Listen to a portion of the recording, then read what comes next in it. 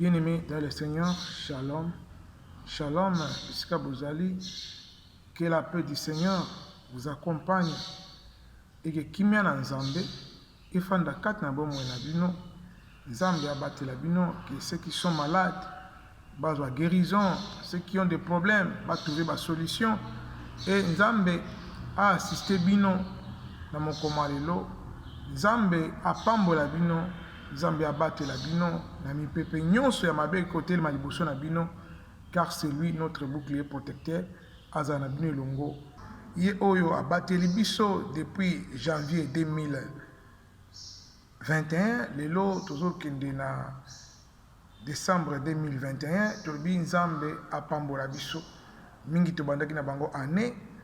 Ba komisi mokoma lelo te me ngai na yo tozwi grâce ya okoma mokoma lelo tekete tout à la reconnaissant liboso ya Nzambe to tombola ye to pesa ye merci to kumisa ye po etabongi na lokumu yango na kosenga na yo bisiko zali okoki kopesa biso même ne fils que 1 minute to remercier Nzambe wana ya bomoi yawe papa na biso na likolo tikete kombo na yo kumisa mapesa njolama yo bongi na lokumu yo bongi na masanjoli mobateli malamu mosungi na kokamwa ya solo yawe soki toza na pema na bomoi et soki toko vivre lelo eza na makasi na biso te eza na boyebi na biso te mais eza ngolu et na grâce oyo osali biso yango toza kaka reconnaissant liboso na yo koloba na yo se merci kolo oyo moto akoki kopesa oyo ya motuya eza se kozala reconnaissant mpe koloba na yo merci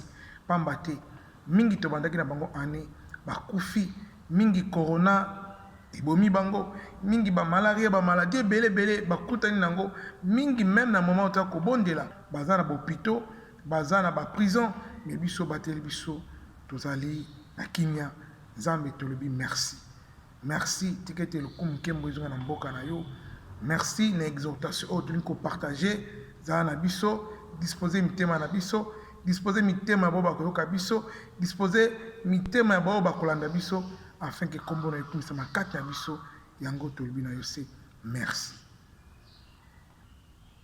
bien aimé toyeli liboso na bino mokoma lelo na mwa exhortation ya moke mpona kosunga yo oyo ozali molingami na Yesu Masiya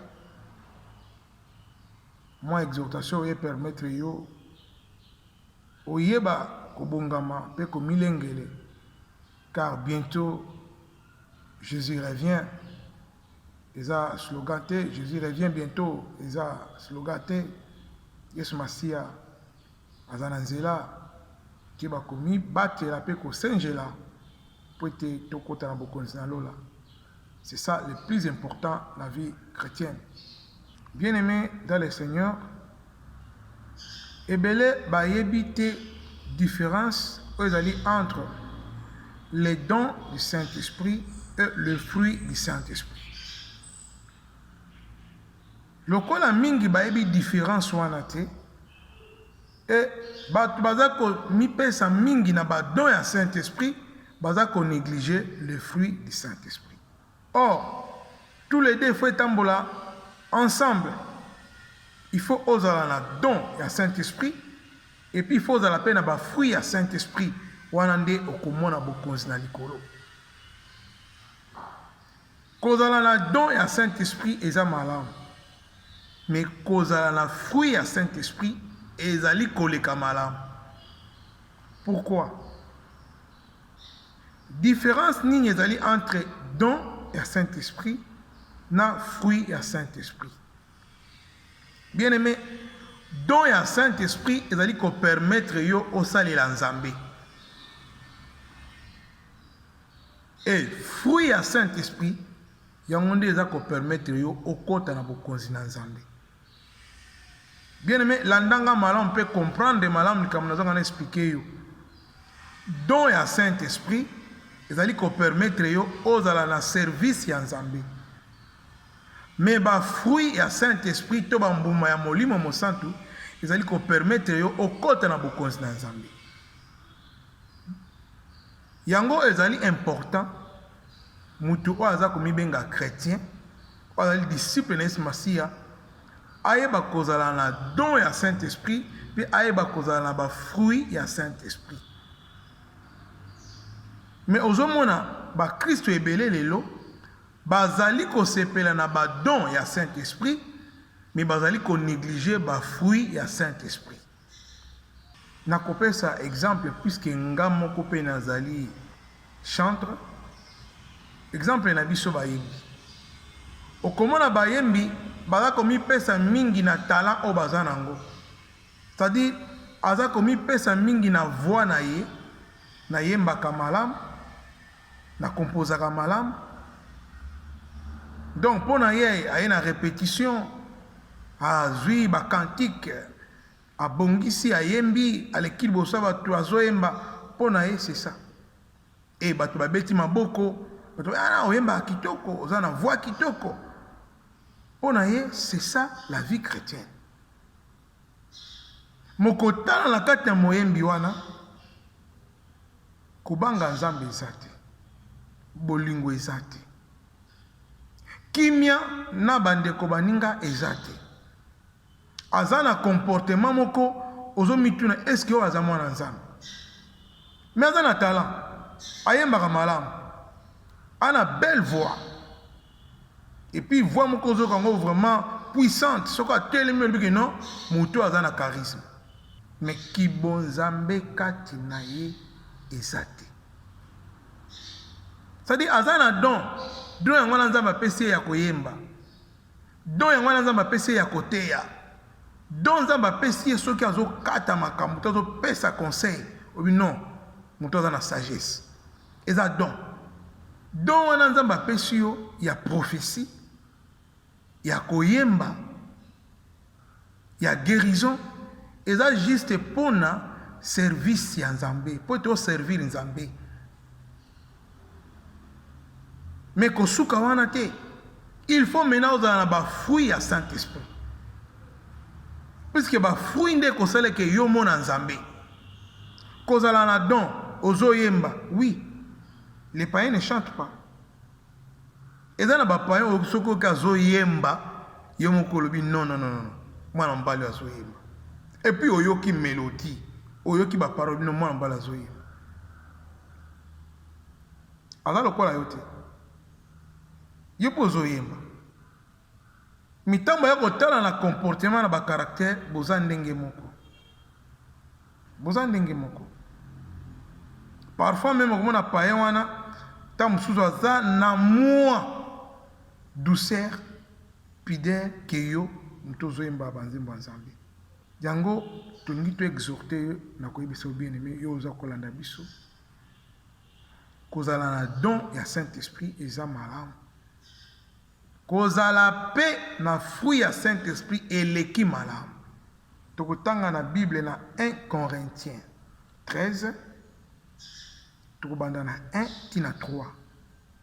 Bien-aimé yoka Bible lobi na bisoni. Bible lobi boy. Quand je parlerai les langues des hommes et des anges, si je n'ai pas la charité, je suis un airain qui résonne ou une cymbale qui retentit. La D et l'obi. Et quand j'aurai les dons de prophétie, la science de tous les mystères et toute la connaissance, quand j'aurai même toute la foi, jusqu'à transporter les montagnes. Si je n'ai pas la charité, je ne suis rien. Bien-aimé. Bible zongela sangana yo. Ata même na kozala na foi oyo ki ko transporter ba montagne. C'est-à-dire na kondima vraiment don wana ya kondima, don wana ya foi que soki na lobi montagne longwa awa ngombe longwe ekekuna. Et ata même na kozala na don ya prophétie. En tout cas ce qu'on kotika na bi ainsi dit l'Éternel. Au monipe tikotak. Mais soki na kozala na bolingoti. Nazali pamba liboso na nzambe. Bolingo zali moko ya ba fruit ya Saint-Esprit. bolingo ezali moko ya fruit ya Saint-Esprit. Si je me trompe pas sur côté na Galates 5 à partir de 22 okomona balobeli ba fruit ya Saint-Esprit. C'est-à-dire soki naza na ba fruit wana ya Saint-Esprit 4 na ngaki. Naza pamba na miso na Nzambe. Mais nazaki na don. Ceux qui te plus loin, Seigneur Jésus est sauvé. Mingi bakoyebisa ngai, Seigneur, Seigneur, tu es baki ko guérir batu na kombo na yo. Tu es baki ko te iloba na yo. Tu es baki même ko yemba. Tu es baki ko sanjola yo. Après ça bango na yebi binote. Pourquoi na yebi binote? Tant nazaki na passe bosungaki ngai te. C'est-à-dire bozalaki na bino na don onga na pesaki, likabo na sopa na nga pona mopinions. Mais bozalaki na ba fruit ya Saint-Esprit. Bien-aimé, oye kosala ete yo o hérité le royaume des cieux. Ezali kozala na don ya Saint-Esprit pe kozala na ba fruit ya Saint-Esprit. Ba fruit ya Saint-Esprit nde la sakete yo zali mwana Nzambe. Bien-aimé, ba don ya Saint-Esprit et ko témoigner que yo za mwana Nzambe. Au contraire, le fruit de l'esprit nde za ko témoigner que yo za mwana Nzambe. Tout en an ba fruit ya Saint-Esprit yango. Ezani. Tekeno na Galates 5 22. Bible Bible sur Galates 5 22. Mais le fruit de l'esprit, c'est 1. L'amour, 2. La joie, 3. La paix, 4. La patience, 5. La bonté, 6. La bénignité, 7. La fidélité, 8. La douceur, 9. La tempérance. Bien-aimé, ceux qui va fuir au ya Saint-Esprit, ils ont 4 na yoti. Okomona bokonzi na Nzambe te. Malgré aux a don la prophétie.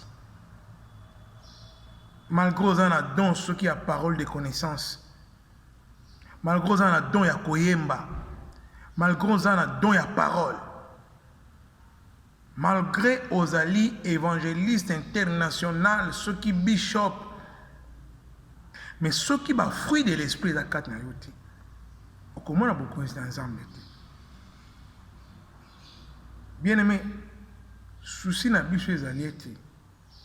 Étant bas chrétien, ton néglige la parole de Dieu. Cause à la don à Saint-Esprit, ils ont malam.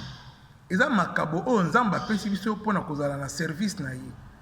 Mais cause à la fruit à Saint-Esprit, naza ko répéter ngo eleki malamu puisque yango nde ko sala ete tout le monde a bokonzi na Nzambe.